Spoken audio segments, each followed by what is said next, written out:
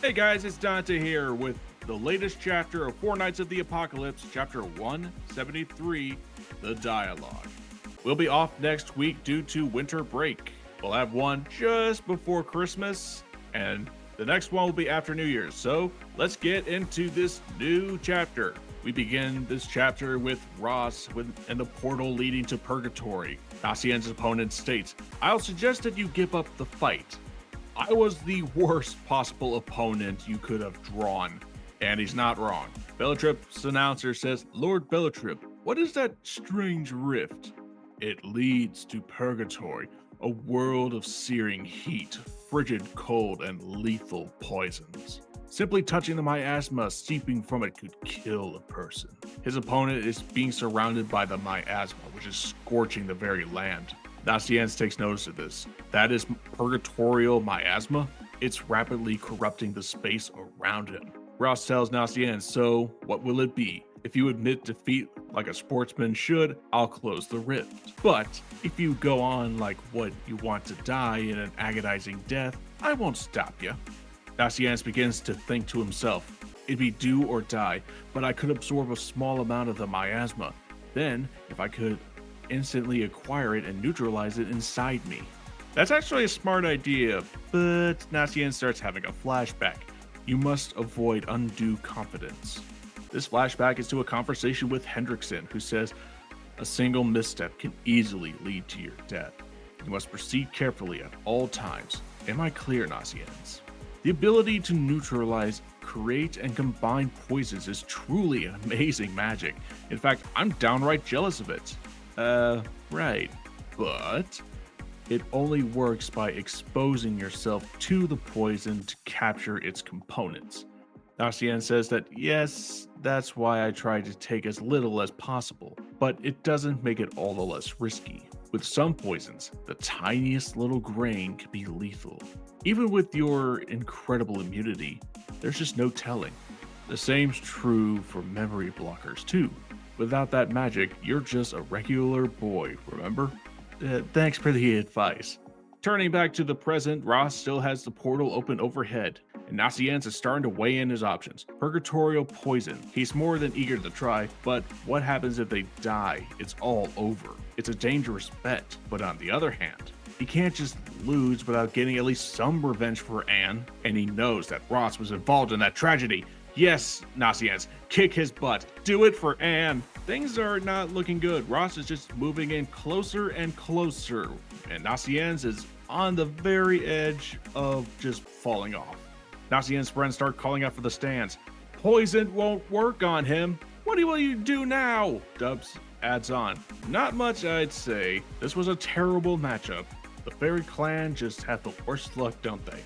Ed Lin is saying he's cornered now, while poor Boris, he's just out of it. He's still disappointed for what happened with Anne. Pick one. Give up now, die by poison, or plunge into the abyss.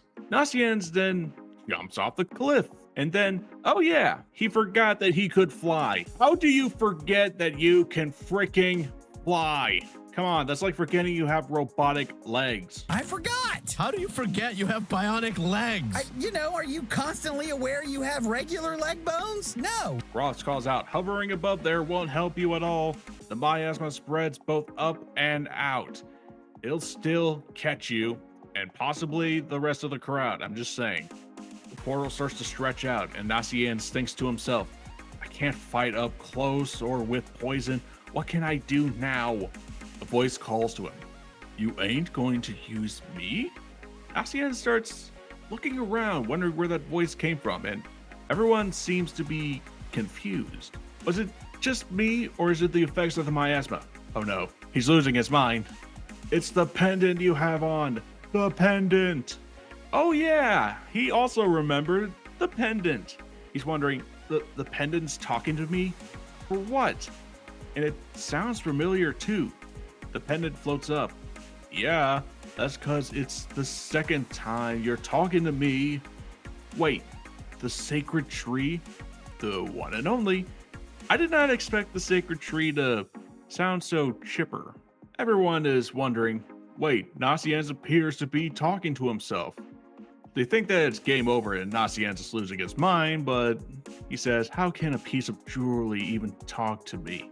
The piece explains, hey, well, here in that case, just picture me in whatever way you prefer. Nasien closes his eyes, and in the next shot, oh my god, why, just why? This is not exactly what I wanted to picture, the sacred tree. I know it's Nasien's whole thing, but seriously, he looks like a pudgy, fat Bob Ross. Even Nasien's and the sacred tree are a little confused. This is what you pictured me? Well, it does fit your voice. Can't you think of me as something more divine than that? The sacred tree says, well, anyway, you were chosen by me and all, so you gotta shape up fast for me, kid. But why did you pick Nasien's? There were other qualified fairies, you know? I mean, seriously, did you forget about Sixtus? That guy was the Lancelot of the fairy clan. But the sacred tree says, you're pure and upright kid. You dislike conflict, but you'll commit to it if it means to protect the ones you hold dear. You're a lot like your father, you know. That's why it shows you. Now it's time to start using me in return. Nasien is brought back to the current situation of the whole miasma, with Roth saying, get the hell down here already. You can't just mutter to yourself all day. If you don't want to fight, then forfeit. Everyone is starting to agree with Ross, saying, good point, we'll never finish this battle if it ends up like this. Either surrender or keep fighting, please. But Nasien does not surrender. He points up to the sky. His pendant starts swirling around. Nasien starts thinking to himself, but I don't know how to use a spirit spear.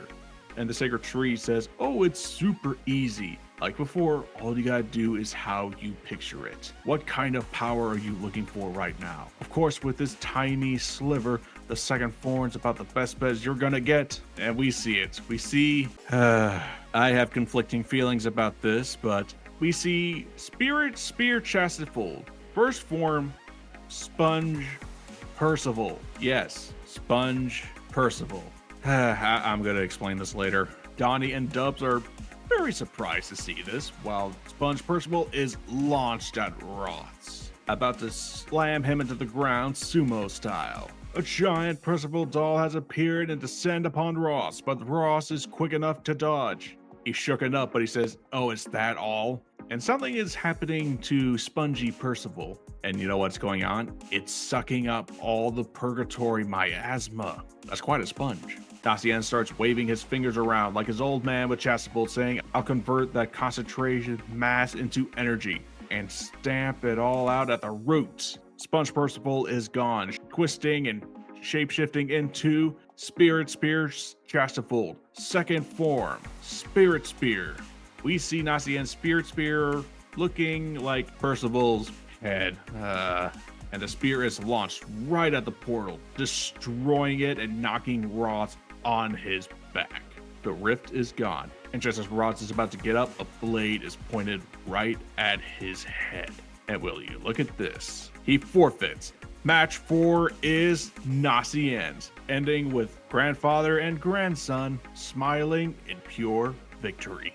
And that was chapter 173. If you could not tell by my voice, this is not how I wanted Nasien's whole spirit spear forms to look.